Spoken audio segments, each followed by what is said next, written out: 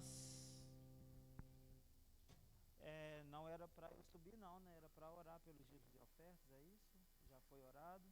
Já foi? Tá, gente, desculpa, eu tô pensando em outras coisas. Desculpa a gafe, faz parte.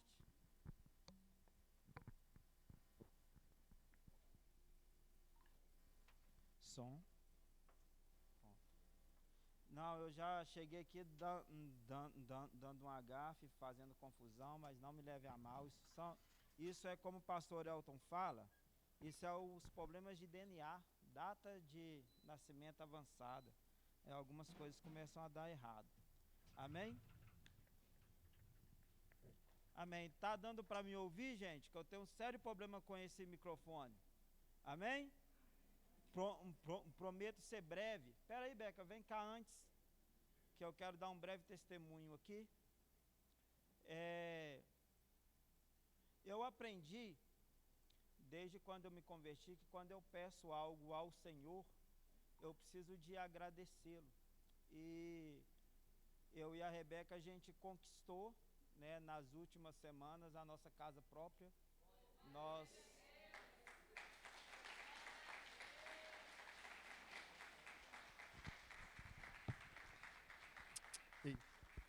Ei, som, ei.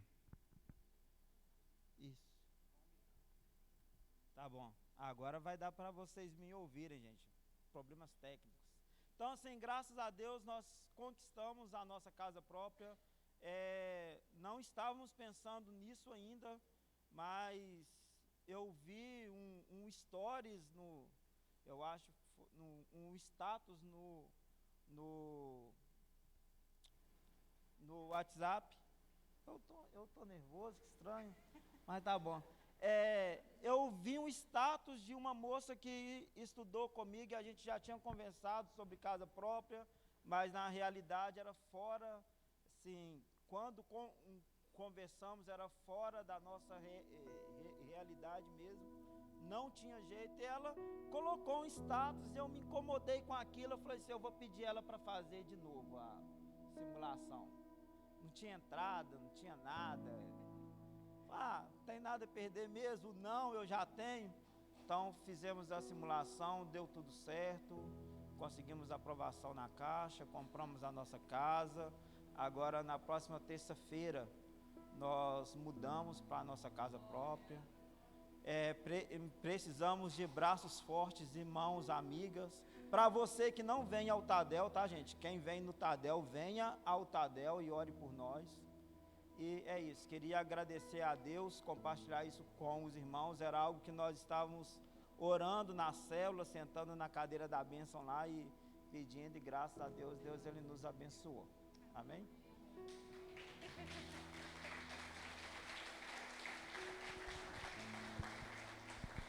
Amém. Vamos lá? Vamos para aquilo que é o mais importante. O mais importante não é o testemunho, não é falar sobre mim. O mais importante, é claro que é dar graças a Deus, ser grato a Deus pelo aquilo que Ele fez, né? Mas o mais importante é a palavra de Deus. Eu creio que Deus, Ele te trouxe aqui hoje, como em todas as outras oportunidades, Ele te trouxe ou Ele te trará, porque Ele quer falar ao seu coração. Através da palavra de Deus, por intermédio do Espírito Santo, Deus, Ele tem uma palavra para você nessa noite. Deus, Ele quer te trazer em mente algo que você já sabe, ou te ensinar algo novo, ou Deus quer te dar um sacode, ou Deus quer te dar um abraço de conforto, de consolo. Eu não sei o que Deus tem para você nessa noite, mas eu sei que Deus quer falar ao seu coração. Eu tenho convicção que Deus ainda fala corações. Eu tenho certeza que Deus ainda transforma vidas e ainda muda pessoas, porque Deus, Ele não muda, Ele é imutável, Ele continua sendo o mesmo. Eu tenho certeza que Deus, Ele tem algo especial para falar aos nossos corações nessa noite, e eu gostaria de te convidar para abrir a sua Bíblia comigo em Mateus capítulo 25, do verso 1 ao 13. Mateus capítulo 25, do verso 1 ao 13. O tema dessa mensagem é o banquete nupcial e o encontro com o noivo. O banquete nupcial e o encontro com o noivo. Mateus capítulo 25, do verso 1 ao 13. Só falta eu? Então, se só falta eu encontrei. Vamos lá. O reino do céu será, pois, semelhante a 10 virgens que pegaram suas candeias e saíram para encontrar-se com o noivo. 5 delas eram insensatas, 5 eram prudentes. As insensatas pegaram suas candeias, mas não levaram óleo. As prudentes, porém, levaram óleo em vasilhas junto com suas candeias. O noivo demorou a chegar e todas ficaram com sono e adormeceram. À meia-noite ouviu-se um grito: o noivo se aproxima, saiam para encontrá-lo. Então todas as virgens acordaram e prepararam suas candeias. As insensatas disseram às prudentes: dê-nos um pouco do seu óleo, pois as nossas candeias estão se apagando. Elas responderam: não, pois pode ser que não haja o suficiente para nós e para vocês. Vão comprar o óleo para vocês? E saindo elas para comprar o óleo, chegou o noivo, e as virgens que estavam preparadas entraram com ele para o banquete nupcial, e a porta foi fechada. Mais tarde vieram também outras e disseram: Senhor, Senhor, abra a porta para nós. Mas ele respondeu: a verdade é que não as conheço. Porquanto, vigiem, porque vocês não sabem o dia nem a hora. Espírito Santo de Deus, eu gostaria de colocar essa palavra diante do Senhor, Deus. Eu creio que foi uma palavra que saiu do seu coração. Te peço, Deus, que nesse momento, Senhor, venha instruir, Deus, a minha mente, me dando revelação da tua palavra, controle de todas as minhas emoções, tirando esse nervosismo que não é comum. Espírito Santo, eu te peço que para a glória do Senhor, o Senhor fale ao coração desse irmão que agora me ouve. Te peço, Espírito Santo, que pela graça do Senhor, pelo poder do Senhor, o Senhor possa abrir mentes nessa noite, abrir corações nessa noite, convencer pessoas nessa noite, ó Deus, e falar de forma intensa, real e verdadeira, Deus, a corações, porque eu sei que o Senhor é capaz de fazer e realizar. Eu te peço, Espírito Santo, que nesse momento, Senhor, tome e assuma o controle de todas as coisas. Senhor, que não seja palavras vindas, ó Deus, da minha mente e que saia apenas pela minha boca, que é totalmente falha e inclinada a errar, mas que sejam palavras vindas do trono do Senhor. Eu me disponho, Deus, a fazer aquilo que o Senhor quer. Eu me disponho, Deus, a falar aquilo que o Senhor quer. Eu me disponho, Deus, a obedecer aquilo que o Senhor tem posto ao meu coração. Te peço, Jesus, que mais dessa disposição seja compartilhada nessa noite, que ao ouvir essa palavra, ó Deus, vidas venham ser, de certa forma, impactadas, não porque sou eu quem falo, mas é porque é o Senhor quem faz.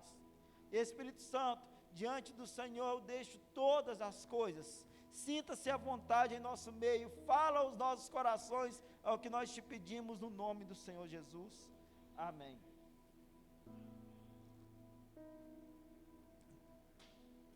Está nervoso? Ora, continua, mas Jesus está junto, aí melhora. Amém? Então, capítulo 25 de Mateus vai falar sobre a clássica, a icônica parábola das 10 virgens. Eu duvido se não tem ninguém aqui que nunca ouviu pelo menos umas 4 mensagens sobre a parábola das 10 virgens. Você deve saber esse texto até de trás para frente. Você deve ter visto várias e várias exposições desse texto, de aspecto cultural, tal. Você deve ter visto muita coisa sobre esse assunto. Esse assunto tem sido pregado ao longo de séculos. Não é ao longo de anos, ao longo de séculos. Falando sobre a importância, a necessidade de se estar preparado para quando o noivo chegar, para encontrar-se, para buscar a sua noiva. Confesso que até então eu nunca tinha pregado esse texto, mas ontem eu vi ao Aviva, tá, gente? Ontem teve a Aviva Jovem, foi muito bom. Deus falou aos nossos corações e o pastor Adenilson ministrando, o Espírito Santo trouxe a convicção, certeza no meu coração para com que eu trouxesse essa mensagem. Vou falar muita coisa parecida com o que ele falou, mas ele foi bem mais pontual no sentido de trazer dados, rumores de guerra. Foi uma mensagem fantástica. Quem não veio perdeu, sinto muito por você. Você tem dado mole de não estar no Aviva. O Aviva também é um culto, gente, é um culto a Deus, é um culto ao Senhor Jesus. Então você quando estiver lá na sua casa, né, tiver naquele tempo ermo, venha, porque é a palavra de Deus da mesma forma, é um culto do mesmo jeito, amém? Mateus capítulo 25 vai falar sobre o banquete nupcial, né, sobre a finalidade dele, é apontar para isso, é apontar para o dia, o grande dia em que Jesus irá encontrar a sua noiva. Só que antes de entrar nisso, eu trouxe algumas anotações, informações sobre essas parábolas. A parábola das 10 virgens faz parte de um compilado de 3 parábolas, onde Jesus vem falando sobre o seu retorno e a importância de sermos vigilantes. Então, quando você lê Mateus 24, ele está falando como que seria algumas coisas relacionadas ao fim. É algo profético de Jesus, é uma profecia escatológica dele, ele falando algumas coisas, alguns sinais, quando o fim ele se aproximaria, como que seria as coisas. Então ele vem e fala de forma muito direta, aberta, de modo profético, algumas coisas que já aconteceram, outras coisas que ainda vão acontecer, e ele ensina os sinais que nós devemos observar para entendermos quando o retorno do noivo está próximo. Ao decorrer de Mateus capítulo 24, ele vem e traz outras duas parábolas, diferentes da parábola das 10 virgens. Então, nesse contexto, Jesus fala sobre o dono da casa e o ladrão inesperado. Está em Mateus capítulo 24, verso 43 e 44, apenas 2 versículos, onde Jesus ele fala sobre o Senhor, o dono de uma casa, e um ladrão inesperado, onde ele fala que se o dono daquela casa soubesse que o ladrão iria arrombar e roubar a casa dele, ele iria ficar ali de guarda. E ele vem e fala, porque ninguém sabe nem o dia e nem a hora em que o Filho do Homem ele voltará. Depois, na próxima parábola, ele vem falando sobre o servo fiel e sensato. Então está no mesmo contexto, do verso 45 ao 51 de Mateus capítulo 24. Deixa eu te dar uma dica como alguém que é meio chato nessa questão de leitura bíblica e de pregação. Quando você ouvir uma pregação, leia os 2 capítulos anteriores e 2 capítulos posteriores. Você vai entender o porquê que aquele personagem estava falando sobre aquilo. Exemplo, o tema que Jesus estava falando era sobre a volta. Eu só sei por quê, porque eu li Mateus 24. Então era o assunto que ele estava tratando. Então ele vem trazendo o tema, ele estava falando sobre o próprio retorno dele, a vinda dele que ainda está por vir. Ele estava tratando esse assunto. Por fim, Jesus ele ensina sobre a parábola das 10 virgens, a qual nós nos atentaremos hoje com a graça do Senhor Jesus. Eu nunca preguei essa mensagem, confesso que eu tenho uma grande dificuldade para falar e ministrar sobre o assunto, a volta de Jesus. Por que, Israel? Não sei por quê. Provavelmente deve ser porque a única matéria dentro da teologia que eu nunca parei para estudar a fundo foi escatologia, porque eu particularmente tenho dificuldade de entender, e eu acho que é muito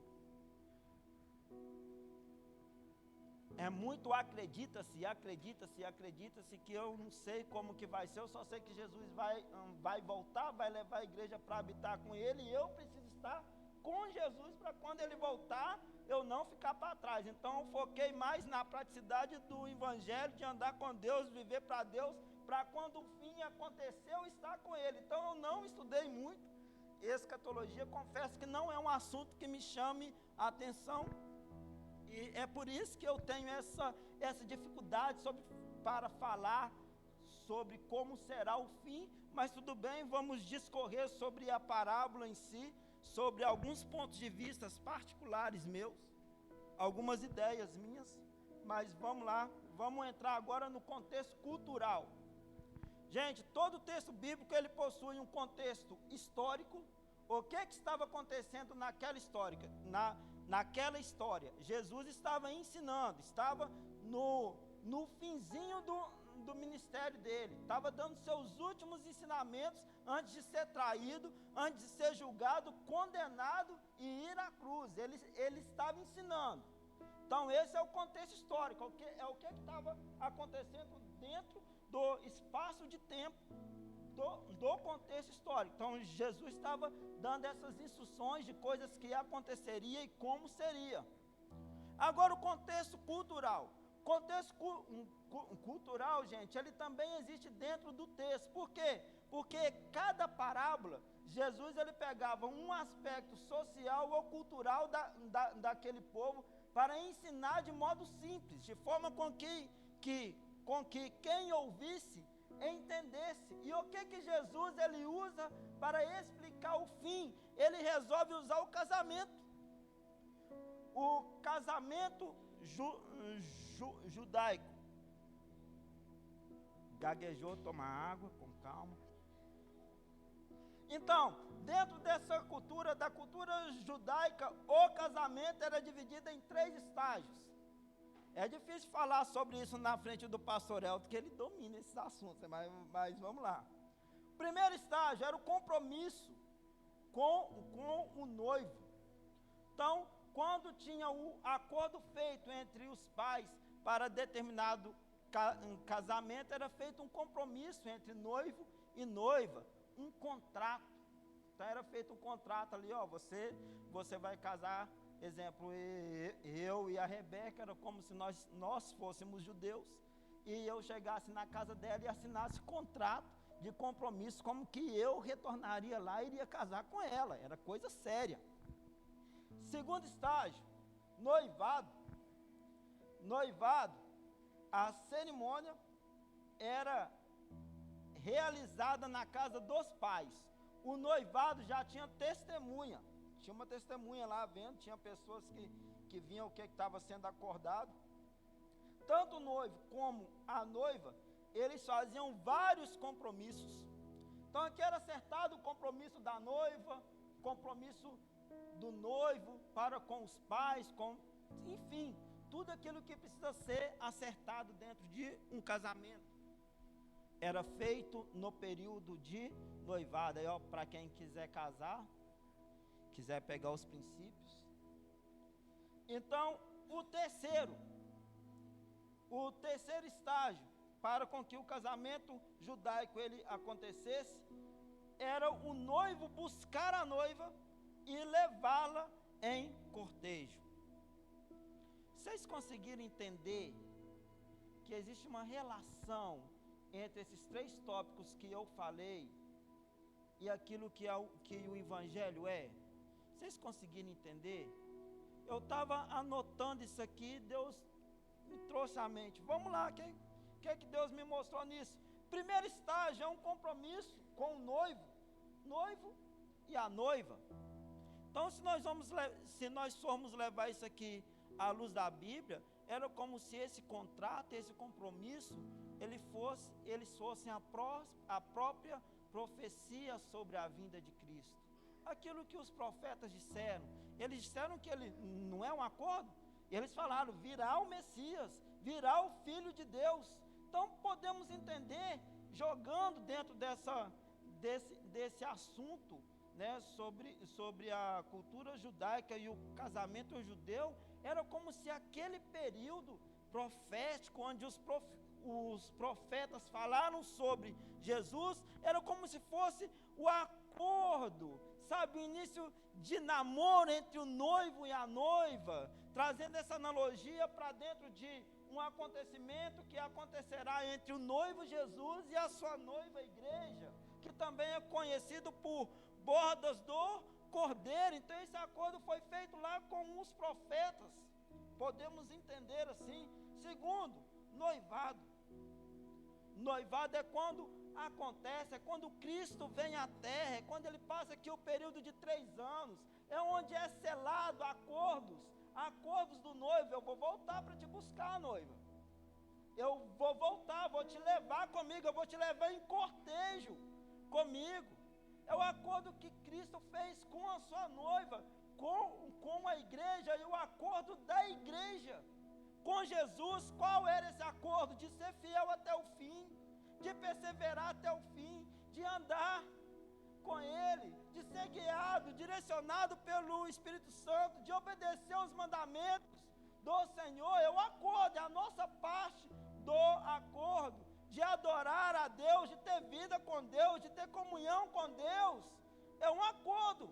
Jesus, ele cumpriu o acordo dele, né? Ele vai cumprir, ele vai voltar, ele nos resgatou, ele morreu pelo meu e o seu pecado, ele cumpriu a parte dele, tem cumprido fielmente a parte do acordo. E existe a parte do acordo que é da igreja, aquilo que a igreja precisa fazer, né? Que eu até citei algumas coisas, nós vamos adentrar mais ao decorrer dessa mensagem.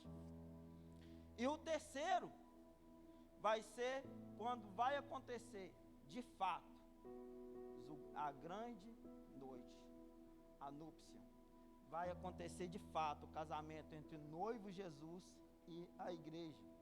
Lá na tradição judaica, vou repetir para você entender, o casamento, o noivo busca a noiva e a leva em cortejo. Então, no terceiro estágio, Cristo vai buscar a noiva, a igreja vai a levar em cortejo. Então, demos para entender que é tudo muito bem amarradinho. Quando você abre seu coração para entender o que Deus quer falar, você vai fazendo algumas observações que não é coisa da sua cabeça, é o Espírito de Deus movendo em você, atuando em você, é a sabedoria que Deus ele traz ao seu coração, sabe, de ouvir a voz do Espírito Santo. Mas sobre a cerimônia, né? Nós estamos falando sobre o quê? Sobre as 10 virgens. A cerimônia, ela era em conjunto com a festa nupcial. Ela poderia durar dias, tudo dependia da condição financeira dos noivos. Se os noivos tinham muito dinheiro, o casamento judeu durava 7, 10 dias, 3, 4 dias. Eu exagerei com 10 dias, pastor? Pouquinho, né? Tá, mas 5 dias de festa. Então nós vemos isso acontecer dentro da Bíblia, na narrativa, na vida de Jesus, é quando ele vai nas bodas. Então aquilo ali era um casamento judeu, tem muitos aspectos sobre o casamento judaico ali, nas bodas de Caná da Galileia, que a gente nem sabe nem o nome do noivo e da noiva, não sabe nem quem é, só sabe que Jesus esteve lá. Eu faço essas observações assim, gente. Mas, homem, então assim, já aconteceu tudo em conjunto. Mas nessa história, quem eram as virgens? Confesso que quando eu ouvi a primeira vez essa mensagem, eu entendi ela toda errada no sentido de quem eram as virgens, porque eu não tive uma explicação desse contexto. Então eu pensava que as 10 virgens eram 10 noivas do noivo. Eu falei, mas que loucura, o cara casa com 10 mulheres. É só eu que tive essa compreensão a primeira vez que eu passei por esse texto. Que bom que só foi eu, mas eu pensava assim, será que são 10 noivas? Eu não entendia bem, e depois eu fui entendendo quem eram essas 10 virgens. Essas 10 virgens, o significado da palavra virgem nesse contexto estava relacionado à pureza, né? Toda pureza que existe dentro do casamento. Não é o significado da palavra virgem nos dias atuais, era outro sentido. Então essas 10 virgens, se nós formos relacionar com o casamento realizado hoje, era como se essas 10 virgens, elas fossem 10 madrinhas. São 10 madrinhas. Elas tinham uma função fundamental dentro do casamento. Mas vamos lá, as virgens é o que hoje chamamos de madrinha. Elas saíam ao encontro do noivo e eram responsáveis por iluminar o caminho por onde ele passaria. Então, qual era a função dessas madrinhas, dessas virgens? Era ir de encontro ao noivo. Alguém gritou, o noivo chegou. Era um recado para elas, vai de encontro a ele. Por quê? Onde o noivo estava passando, de longe se via tanto as lamparinas, as luzes, e todos viam que o noivo estava chegando. A função das virgens era anunciar que o noivo estava vindo. Você consegue me entender? A função das virgens era mostrar o quão perto o noivo estava. Enquanto elas iam se encontrar com o noivo, todos estavam de longe vendo, o noivo está a 200 metros, olha, ele está a 50 metros, nossa, ele já está chegando, entrou na porta, porque estamos vendo, as virgens estão vindo com os seus candelabros acesos, nós sabemos onde ele está.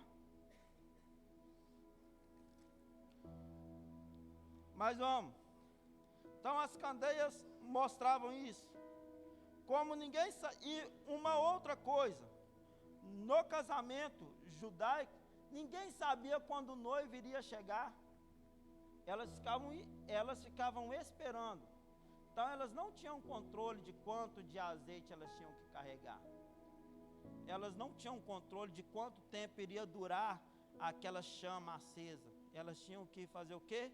Esperar, porque elas não sabiam, a qualquer momento o noivo viria.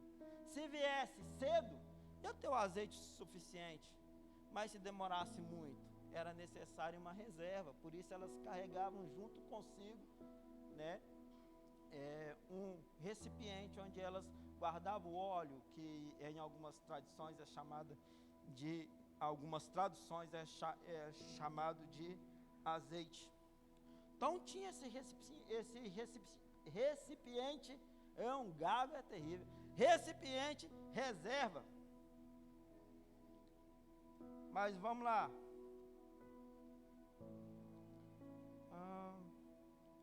Como ninguém sabia quando o noivo ele chegaria, elas precisavam estar atentas e preparadas para se caso ele demorasse muito a chegar.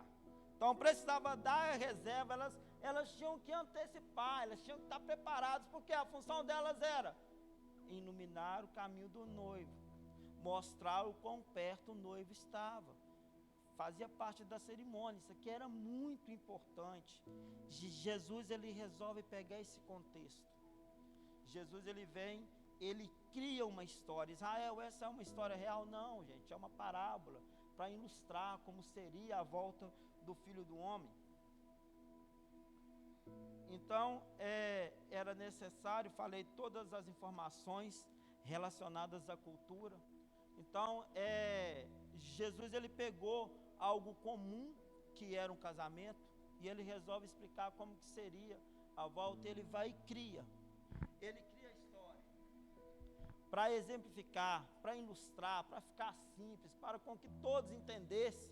Ele vai lá e fala: existiam 10 virgens, 5 eram prudentes, 5 eram tolas. Aí agora nós vamos voltar para o texto, porque ler o texto nunca é demais. Amém? Então vamos lá, capítulo 25, verso 1. O reino do céu será, pois, semelhante a 10 virgens que pegaram suas candeias e saíram para encontrar o noivo. Até aqui está tudo certo. 2, 5 delas eram insensatas e 5 eram prudentes. Ou seja, tinha 5 aqui que não era muito organizadinha não, precisava de ser de mais prudência. As insensatas pegaram suas candeias, mas não levaram óleo. As prudentes, porém, levaram óleo em vasilhas, junto com as candeias. O noivo demorou a chegar, e todas ficaram com sono e adormeceram.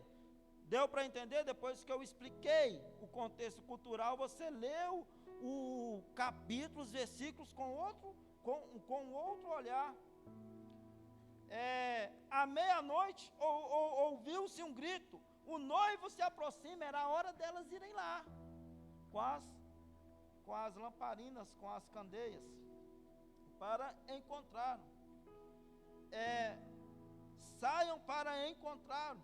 Então todas as virgens acordaram, prepararam suas candeias. As insensatas disseram às prudentes: deem-nos um pouco do seu óleo, pois as nossas candeias estão se apagando. Parei no verso 9. Deem um pouco do seu azeite, porque a nossa candeia está se apagando.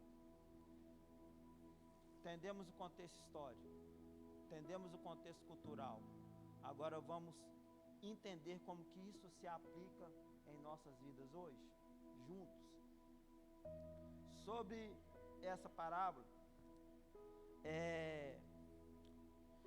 Jesus ele vem mostrando essa diferença. Ele divide 10 virgens em 2 grupos.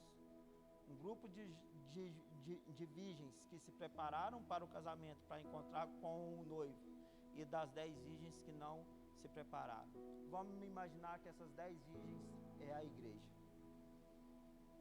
50% da igreja, colocando em um número muito grande, sendo otimista para ser muito sincero, 50% da igreja tem carregado o seu, como é que chama aí o nome do negócio? A sua lamparina. Vou falar lamparina que todo mundo entende. Aliás, 100% tem a lamparina. Lá no Salmos 119, verso 105, se eu não me engano, fala que lâmpada para os nossos pés é a tua palavra e a luz para o nosso caminho. 100% da igreja tem a lâmpada. 100% da igreja tem a candeia, lembrei do nome, candeia. 100%, e o que é a candeia? A própria palavra. Todo mundo tem. Qual era o problema das virgens insensatas? Era que elas não tinham a palavra? Se vamos relacionar isso à igreja, o problema é falta de palavra na igreja? Não. Problema hoje, que nós podemos relacionar dentro dessa insensatez ou prudência, é falta da palavra? Não. Falta do ensino da palavra? Não. O que falta? Falta reserva. Mas só que primeiro vamos entender o que é o óleo. O óleo, falando de azeite, ele vai tipificar o Espírito Santo. O que é o Espírito Santo? É aquele que te auxilia, é aquele que te ajuda, é aquele que te conforta, é aquele que te ensina, é aquele que te chama atenção também, né? Aquele que fala de forma bem simples no seu coração. Toma vergonha na cara e vai orar, porque comigo é assim. A forma com que o Espírito Santo fala comigo é diferente, amorosa, e é a forma de amor também que eu entendo, tá, gente? Então, nós temos esse acesso. O Espírito Santo está o tempo todo para tocar no nosso coração, nos ensinar, nos instruir, nos mostrar o caminho. Ou seja, está faltando o Espírito Santo na igreja? Não. Temos a palavra, temos o Espírito Santo, ele foi a promessa de Jesus. Jesus disse: não vos deixarei órfãos, não vos deixarei, mas enviarei outro Consolador. Então o Espírito Santo não está em falta na igreja, mas o que falta? O que falta é a reserva. O que está faltando é a reserva. O problema das noivas que não foram consideradas prudentes é que elas não tinham reserva. Elas só tinham o que estava dentro da lamparina. Eu esqueci o nome da palavra de novo. Candeia. Qual é o nome, gente? Candeia. Então elas tinham óleo, elas tinham a luz, elas tinham tudo, mas estava faltando a reserva. Então vamos imaginar que a igreja, ela está aguardando a volta de Cristo desde quando apareceu aqueles homens, que é citado lá em Atos, quando Jesus ele vai aos céus. Desde quando Jesus ele falou que voltaria, desde aquele momento dos inícios, do iniciozinho, dos instantes iniciais da igreja, a igreja aguarda pela volta de Jesus. E a igreja aguarda com o quê? Como é a palavra? Candeia, com a candeia nas mãos, observando a palavra de Deus, meditando, pregando o evangelho, falando de Jesus a todas as pessoas. Desde o começo estamos aguardando a vinda do noivo, a vinda do Senhor Jesus, porque tanto é que anjos testemunharam, eles falaram: Galileus, o que é que vocês estão olhando para o céu? O mesmo que para o céu subiu, ele há de vir, ele vai voltar. Até anjos testificaram sobre a vinda de Jesus, e nós aguardamos a vinda dele. Isso já faz um tempo, não é? Parece que o noivo está demorando, nunca mais que chega, nunca mais que volta. Mas a Bíblia ele também nos ensina o que observar, como observar, para entendermos quando a volta de Jesus ela está próxima. E diante da Bíblia, mediante a palavra de Deus, está cada vez mais perto. Está perto. E a pergunta clássica que não pode faltar nesse tema, nesse texto, nesse tipo de pregação: e aí? Você tem a reserva? A lamparina eu sei que você tem, o óleo eu sei que você tem, mas como está a sua reserva? Como que anda a sua reserva? Se fôssemos dividir, imaginar, de qual lado você estaria? Você seria a virgem prudente, ou você seria a virgem insensata que só está andando com aquilo que dá para hoje? Entende? A sua vida com Deus é só para o hoje, para o agora, ou é para o porvir também? Como está o seu relacionamento com Deus, a sua vida, seu tempo devocional com Deus? A sua reserva está ligada com aquilo que você é fora daqui, longe da igreja. Como que você na sua casa, no seu quarto, na sua vida familiar, está relacionada a isso? A sua reserva ela é preenchida de acordo com que você se relaciona com Deus. Falei que qual era o papel das virgens? Era mostrar que Jesus está voltando, né? Mostrar que o noivo vem vindo, não é? Qual é o papel da igreja? Com as nossas, qual é o nome mesmo do objeto? Com as nossas candeias. Eita, agora vai. Com as nossas candeias, nós vamos andando e anunciando o quão próximo o noivo está. Para a nossa candeia, ela está acesa, nós precisamos de quê? Do óleo, o Espírito Santo. Nós precisamos buscar o Espírito Santo. Buscarmos ser cheios do Espírito Santo e ter vida com Deus. O Espírito Santo não é história de carochinha, gente. O Espírito Santo não é balela. Espírito Santo não é uma coisa que eu chego aqui, coloco a mão na sua cabeça e a partir de agora você é cheio, porque eu mandei, eu mando. No Espírito Santo não mando. Quem sou eu na fila do pão? Não sou. A única coisa que eu posso orar é clamar o Espírito Santo que te encha. Mas eu ordenar, seja cheio. Ou então me falta muita fé, eu não sou crente. Mas não é pelo que eu falo, mas é pelo quanto você busca, o quanto entregue você é. O Espírito Santo é uma preciosidade. Ou então me ensinaram errado, que eu precisava buscar o Espírito Santo. Me ensinaram que eu precisava buscar o batismo no Espírito Santo. Me ensinaram que eu tinha que jejuar, que eu tinha que orar, que eu tinha que viver uma vida de santidade, que eu tinha que estar lá no meio das irmãs do ciclo de oração da Assembleia orando. E o joelho doía e eu olhava para o lado e as doninhas oravam, eu não conseguia acompanhar. Me ensinaram que era assim. Ninguém me falou que era fácil alguém chegar e falar, seja cheio do Espírito Santo. Aí você pode falar assim, mas espera aí, lá em Atos acontecia, né? João, ele chega lá em Samaria, ele não tinha recebido o batismo não, ele estendeu a mão e ele falou assim, aconteceu, lá em Atos. Eu, sinceramente, respeito qualquer um que acredite, mas eu não acredito em transferência. O que está em mim vai passar para você. Eu acredito em preço pago. Eu acredito em preço, em entrega, em devoção. Eu acredito no joelho dobrado. Eu acredito nisso, é no quão você quer, é no quão você anseia. Eu não acredito. Se algum de vocês chegar em mim, nunca aconteceu, mas chegar em mim e falar assim, Israel, ora por mim, ora e pede a Deus para me encher do Espírito Santo, fala assim, quanto você quer?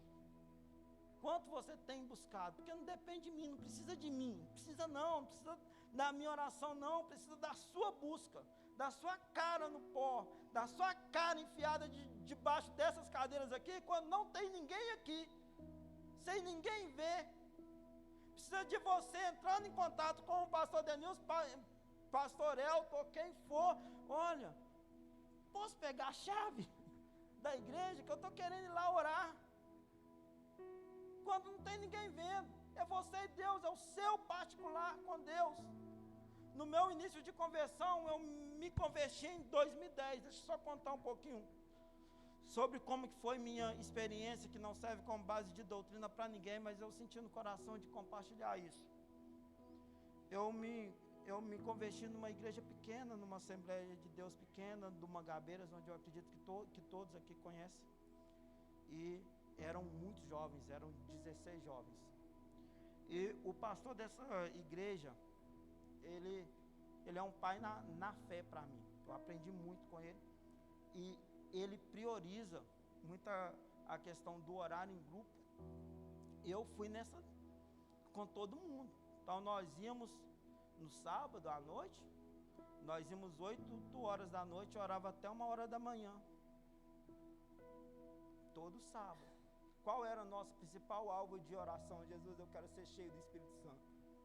Jesus, eu quero receber o batismo no Espírito Santo. Jesus, eu quero fazer alguma coisa para o Senhor. Jesus, eu quero fazer alguma coisa, eu quero trabalhar para a sua obra. Jesus, eu quero fazer com que o seu nome seja conhecido. Jesus, eu quero ganhar pessoas para o Senhor.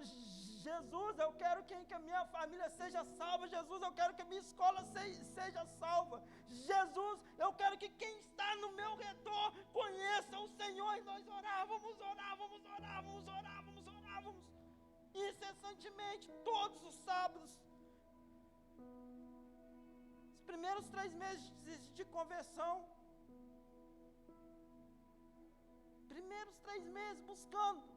Eu ouvi falar de um tal batismo no Espírito Santo, eu queria provar de tudo, não sabia o que era. Vi algumas coisas acontecer, o pessoal falando em língua, eu não sabia o que era aquilo, mas me falaram, você precisa buscar. Eu falei, então tá, eu entendi que eu vou buscar, eu entendi que eu preciso orar, que eu preciso buscar isso em Deus, eu preciso querer ser cheio do Espírito Santo, eu necessito do poder de Deus, porque senão vai passar um tempo, eu estou desviado, porque nós éramos ensinados assim, ó, você não ora não, então daqui a pouco você naufraga, você desiste da fé. Você precisa buscar experiência com o Espírito Santo. Deixa eu te falar uma coisa. Para a glória do Senhor Jesus, para a honra dele, desses 16 jovens, se perderam 2 pessoas que abandonaram a fé, se perderam 2. Desses 16 jovens, surgiu jovens que cantam, tem CD gravado, compositores, músicos, pastores, o pastor Diego Maradona, que até pregou aqui no Aviva, nós nascemos ali juntos. Surgiu o Diego, eu amo Diego é bênção. Surgiu tantos outros, sabe? Tantos outros que eu não tenho contato direto, mas eu acompanho por rede social, então fico sabendo notícia, porque nós queríamos que a nossa reserva estivesse cheia. O anseio daquela juventude era ser cheia do Espírito Santo, era ser cheia do poder de Deus. Aí chegava na escola, encontrava outros jovens de outras igrejas, e dessa igreja também, que ansiavam em ser cheios do Espírito Santo. Eu lembro, tinha um grupinho meu, a Scarlett, mais um rapaz, esse rapaz era da Adventista. A gente conversava a aula toda, e a aula toda era Bíblia. Jovens com 16, 17 anos. Sabe, isso é querer ter a reserva. Isso é querer ser cheio de Deus, isso é querer ser cheio do Espírito Santo. Gente, não dá só para carregar, como é que é o nome? Esqueci, a candeia. É necessário buscar reserva, buscar o poder de Deus, e o Espírito Santo está acessível para ser derramado para aqueles que querem, para aqueles que buscam de maneira intensa. Temos que ser intensos sim na busca a Deus, temos que ser intensos sim na busca em oração, temos sim que sermos intensos no nosso relacionamento com Deus. A cultura da Igreja Batista Nacional, ela é totalmente diferente no sentido da Assembleia. Não é porque é melhor ou pior, mas aqui nós aprendemos o quê? Você precisa fazer seu tempo com Deus. Você precisa orar, você precisa de ler a Bíblia. O ensino é o mesmo, você precisa de ter vida com Deus, relacionamento com Deus. Nós somos ensinados a todos os dias ler a palavra, não é? Todo mundo aqui foi ensinado isso, teve lição sobre isso, teve classe disso. Todo culto alguém fala sobre a importância de orar e de ler a Bíblia. Isso é encher a reserva de azeite, do óleo, da unção de Deus. É necessário buscar. Israel tem que ser na igreja? Não, foi a minha experiência. Mas precisa acontecer de alguma forma. Precisa acontecer. Tem que ser exatamente como foi comigo? Não. É no meu método? Não existe método. O método é de Deus. Da forma como você aprendeu, da forma como você quer, mas você precisa buscar. Você precisa buscar. O Espírito Santo quer se derramar, Ele quer te usar, Ele tá interessado em encher as suas reservas. Ele está interessado, muito interessado. Você pode pensar que quando eu comparei, eu desdenhei desta igreja, mas não é. Eu não desdenhei de modo algum. Só estou te falando que se você viveu o que é ensinado aqui, cara, eu estive no Rio Grande do Sul, eu e a Rebeca, nós almoçamos com o João Carlos. Pensa numa conversa boa. Sabe qual que é a diferença do João? Sabe qual foi a grande diferença? Foi porque ele foi para o seminário? Não. A diferença foi porque ele aplicou aqui, ó, antes de ir. Antes de ir, ele já tinha a sede que ele tem. Ele já buscava da forma que ele busca. Mas a diferença era essa. Então eu estou falando de alguém que é da mesma geração que a minha, que eu não conheci como crente, eu conheci como descrente, mas que naquela época entendia que precisava buscar o Espírito Santo. Eu nunca vi, mas eu ouvi falar que João Carlos saía daqui carregado. Sabe como que nós saímos dessa reunião de oração no sábado? Carregado, pingando suor e cheios de Deus.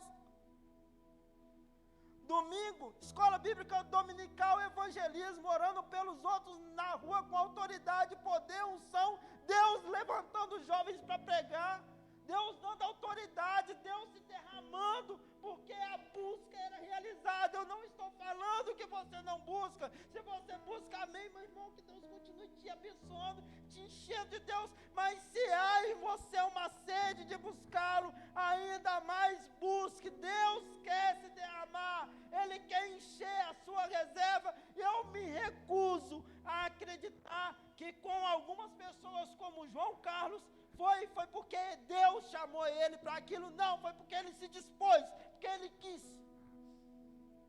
Porque com todas as outras pessoas que deu certo, foi porque se dispuseram, porque quiseram, porque se colocaram na brecha, porque entenderam que precisa do Espírito Santo e da unção dele. Meu irmão, com todo amor e carinho, não é por ninguém orando por você, mas é pelo seu derramar. Mas vamos lá. Mas como está preparado? Vamos voltar para a palavra. Como está preparado para me encontrar com o noivo Jesus? Então eu preciso ter a candeia nas mãos, eu preciso ter o quê? Contato com a palavra de Deus, domínio sobre ela, Bíblia, conhecer a Bíblia, conhecer a palavra de Deus, meditar. Preciso ter ela nas mãos, mas é ela sozinha? Não. Não. É necessário eu ter o quê? Azeite na candeia. O que é o azeite? O que é o óleo? É o Espírito Santo. Você tem ele? Tem. Você tem a palavra, você tem o Espírito Santo. Agora o que mais que você precisa? Você precisa ter uma reserva de azeite. É a unção, é a plenitude do Espírito Santo, é ser cheio. Aqui entra batismo no Espírito Santo, revestimento de poder, renovação, da forma como que você ouviu, aprendeu, não sei, mas é você ser cheio de Deus.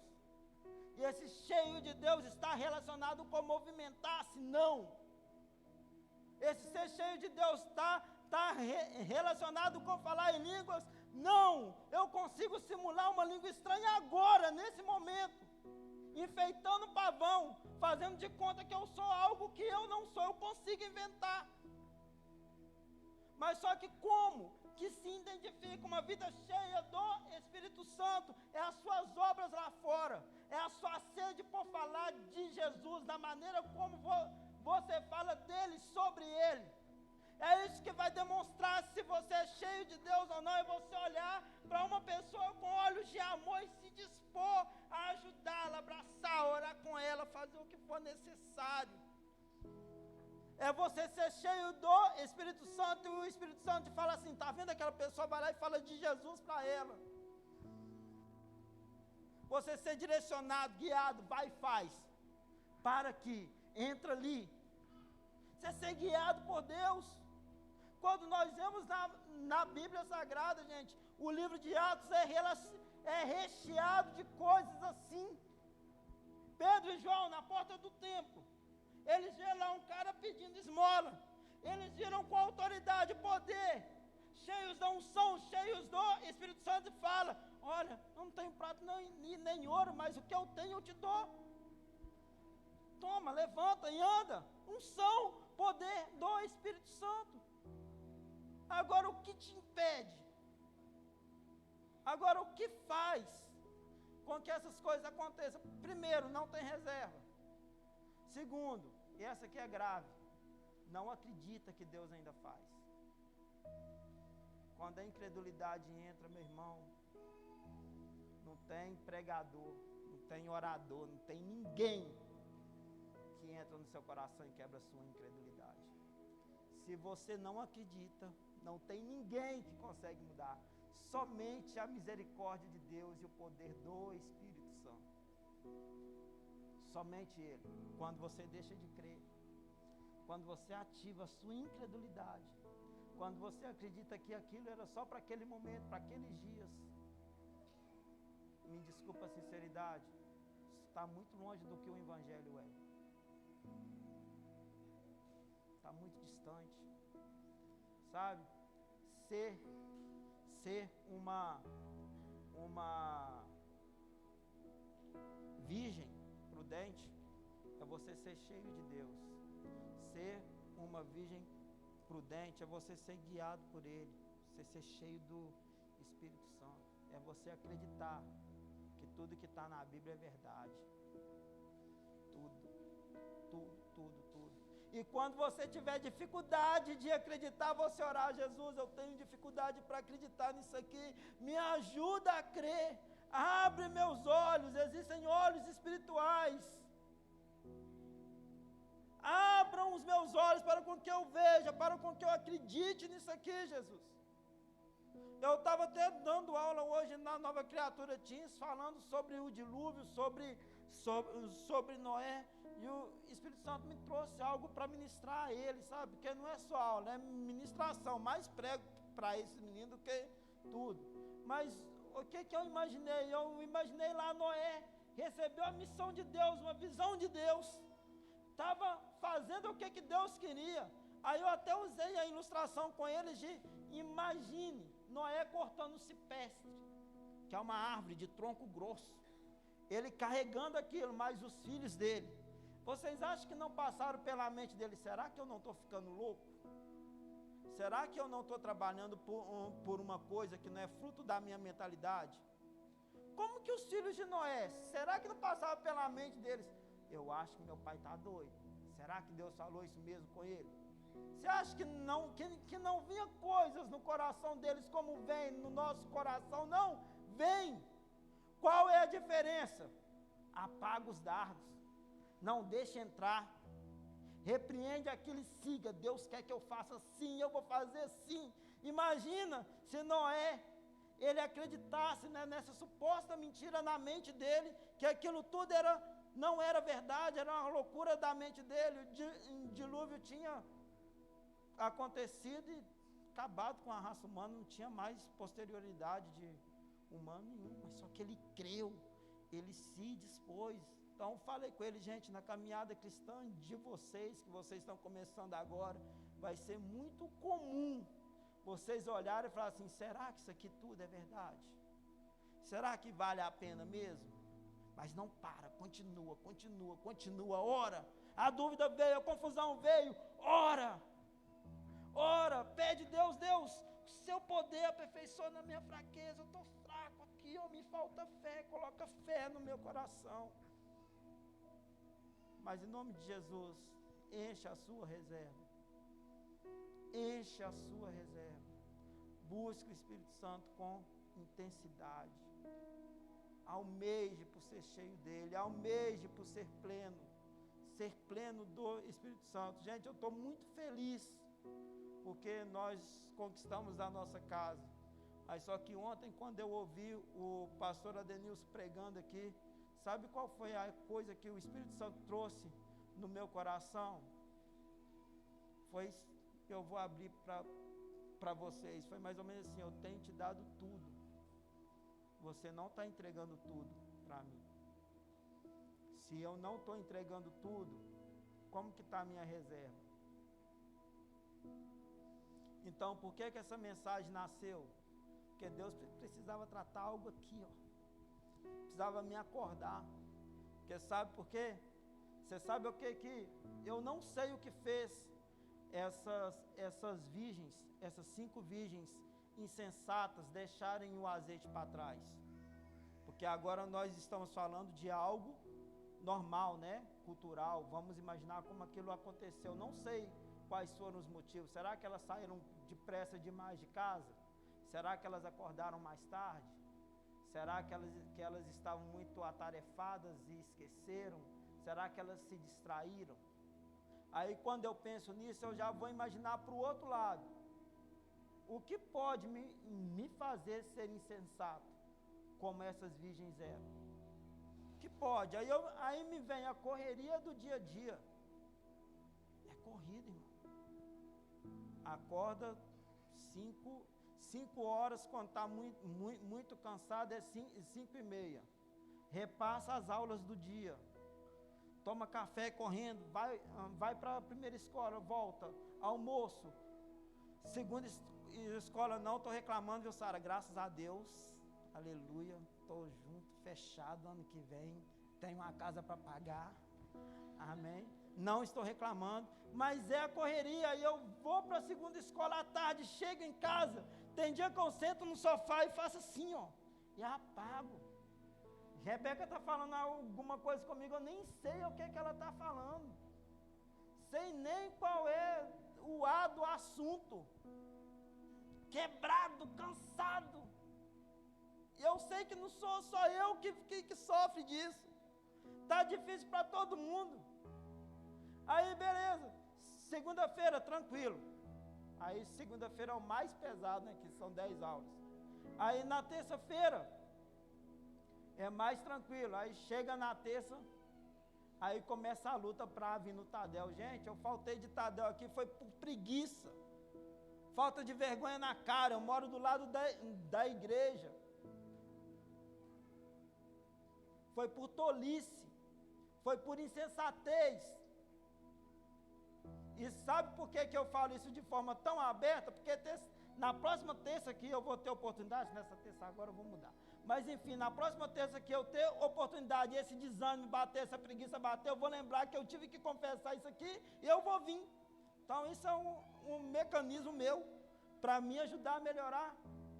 Entende? Então na terça-feira, quarta-feira, célula já chega. Quando a célula entra na nossa casa, já arruma tudo igual um furacão, naquela correria. Quando é na casa dos outros, aí dá uma descansada, vai para a casa do irmão. E é bênção, tem sido bênção lá das nossas células. E é corrido.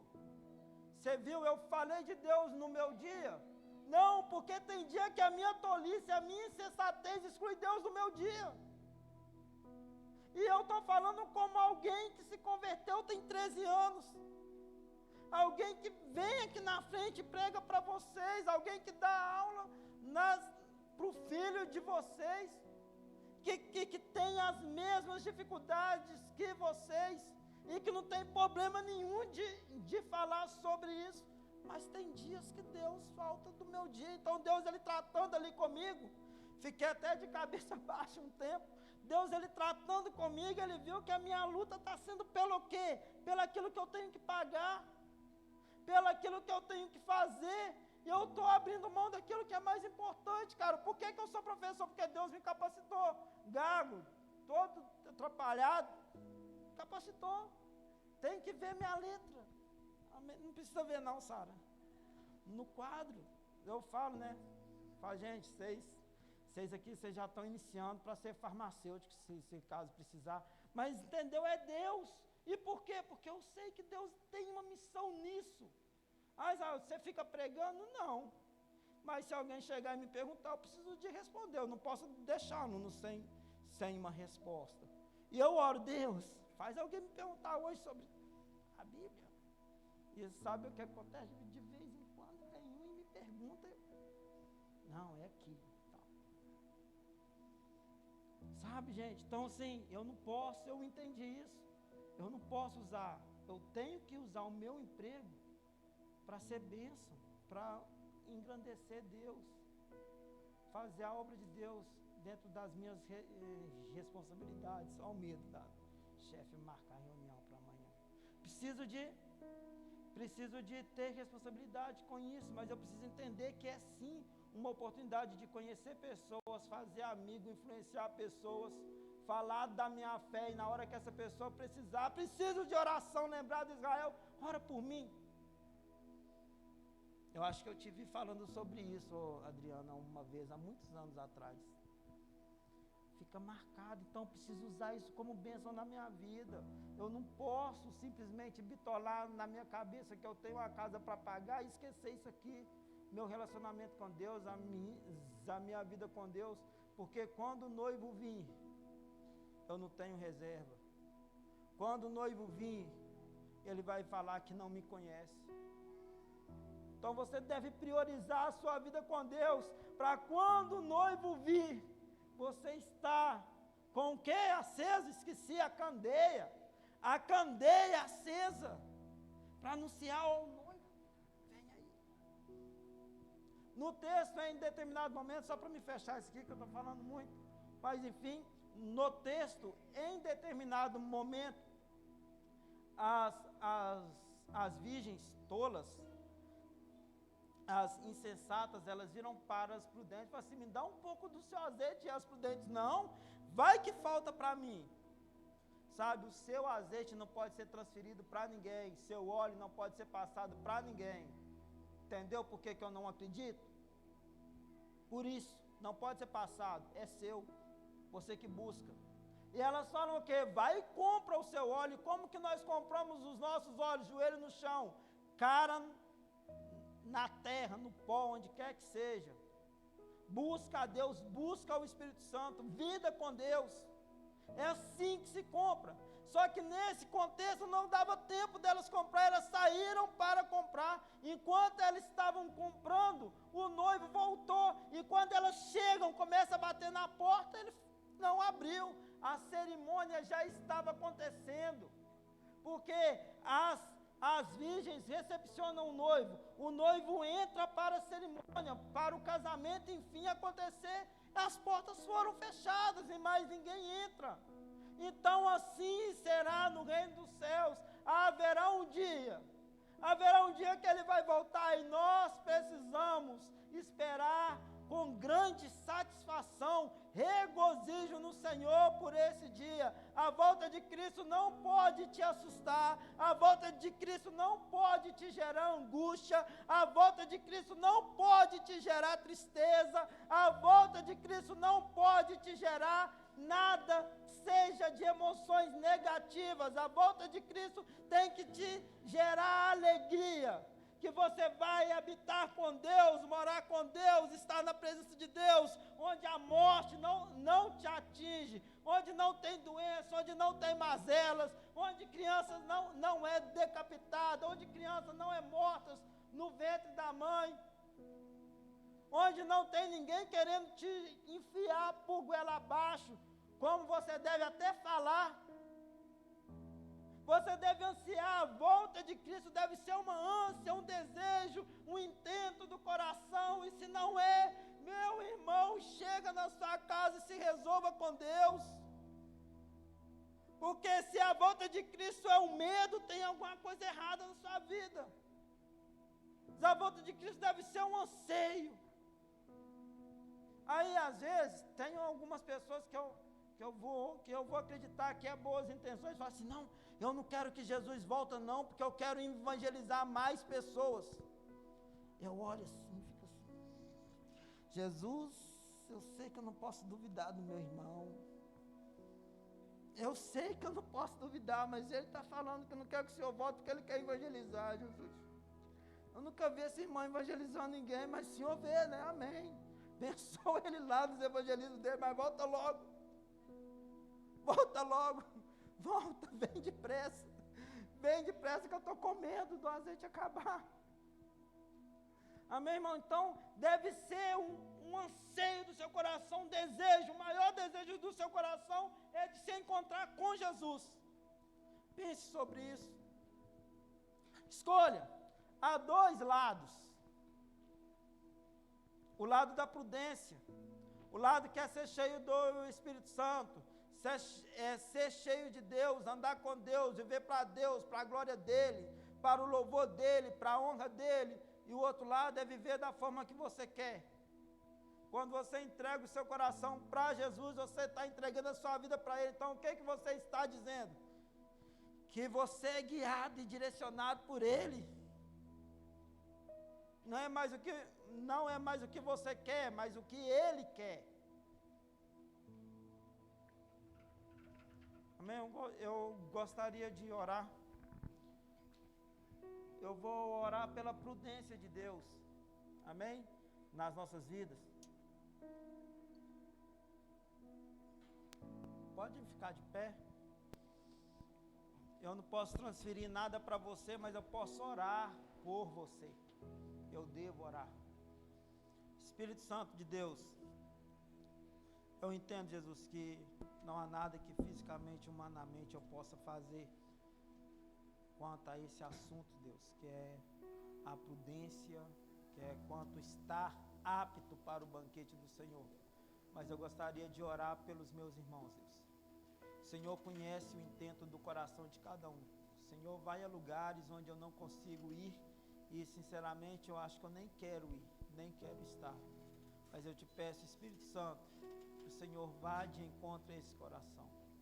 Eu não sei, Deus, se a identificação moral deles foi com algo parecido com as virgens prudentes, ou se foi algo parecido com as insensatas.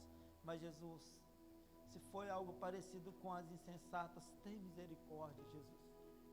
Tem misericórdia, Jesus. Há coisas que não é muito, que não é pelo muito falar, mas é pelo orar. Mas eu gostaria de orar, Deus, pela vida desse irmão, que porventura, Jesus, tem falhado nisso. Te peço, Deus, o seu socorro, Deus, também para comigo. Me ajuda a melhorar a cada dia, Jesus. Eu necessito do Senhor. Eu entendo que sem Ti eu nada sou. Eu entendo, Deus, que sem a unção do Teu Espírito, Jesus, eu não posso chegar a lugar nenhum, eu não posso fazer nada. Então, no nome do Senhor Jesus, me ajude, Deus, dentro das minhas limitações, dentro das minhas fraquezas, ó Deus, e me ajude a ser útil também, Deus, também para ajudar os meus irmãos. Espírito Santo, eu oro pela Tua igreja, eu oro pelo Teu povo, eu oro pela Tua casa, eles pertencem ao Senhor. O coração deles foram entregues a Ti, Jesus. Eu te peço que nesse momento o Senhor possa sondar cada coração, que o Senhor possa trazer vida, Jesus, que o Senhor possa vivificar, que o Senhor possa fazer, que o Senhor venha se derramar com o Teu Espírito sobre aqueles que Te buscam, sobre aqueles que creem, sobre